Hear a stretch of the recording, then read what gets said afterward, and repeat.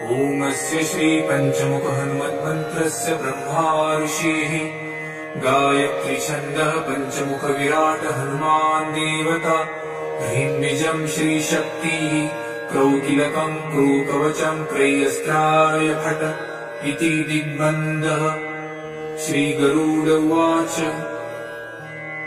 अथ ध्यानं प्रवक्ष्यामि शृणु सर्वाङ्गसुन्दर यत्कृतं देवदेवेन ध्यानं हनुमतः प्रियम्।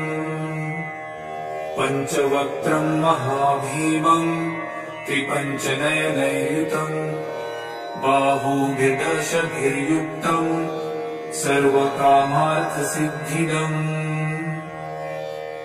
पूर्वं तु वानरवक्त्रं कोटिसूर्यसमप्रभम् दंष्ट्राकरं